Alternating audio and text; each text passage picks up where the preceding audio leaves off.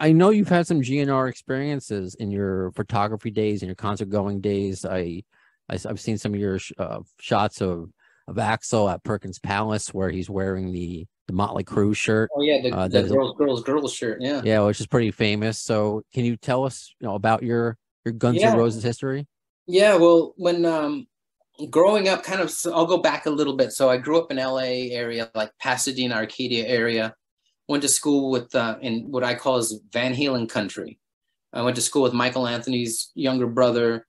I went to all the same schools as like the Van Halens and Dave. Kind of always ran into them, and that was kind of my favorite band growing up because I felt I had this connection to them.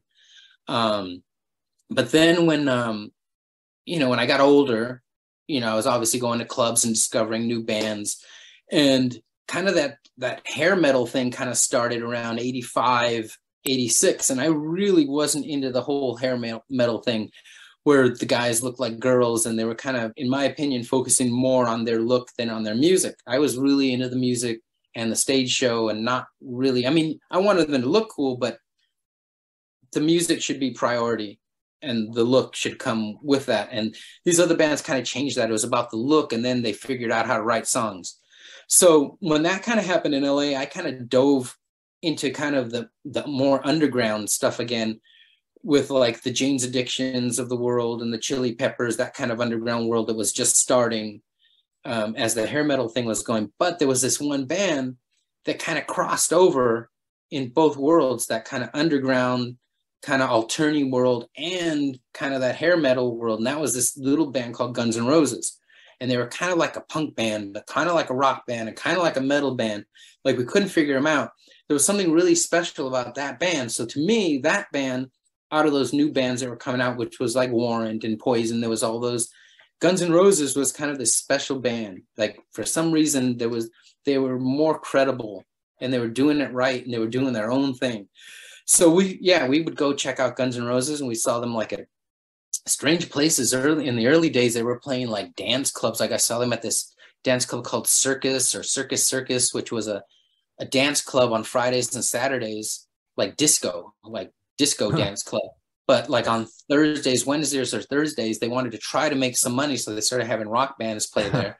So I saw Okay. Guns N' Roses there, and I saw Guns at the Whiskey and the Roxy, and like I said, Perkins Palace. That was the Perkins Palace shows were amazing because that's right when they were on the verge of exploding huge. The record was out; it was just starting to take off, and they were only planning on playing one show there. Perkins. Perkins was this legendary club in Pasadena where everybody played there. Motley Crue, I saw them in '83 there. Wasp played there. Steeler, Quiet Riot, like all the bands when they're just making it. That's like the place. That's like the mini LA Forum to play, to know you're making it. And Guns was set up to play. Tickets went on sale for that show, and it sold out like in a day and a half, which was pretty impressive for them.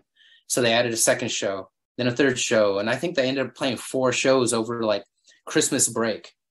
And that was like the legendary shows of Guns, and that's when we knew that was the last time we are going to see them in a club, Huh. because they were already in their heads. They were already playing the Coliseum. They were already headlining the biggest places, Rock in Rio already, because they just had it. Like they propelled so quickly from, say, Madame Wong's, in a year and a half. This show at Perkins Palace was just phenomenal. The way their stage show was, their songs, just the songs they were writing, just were far beyond what they were doing before. And that's a special show to me, yeah, because like I said, that was the last time that I knew I'd be seeing them in a club, and it pretty much was.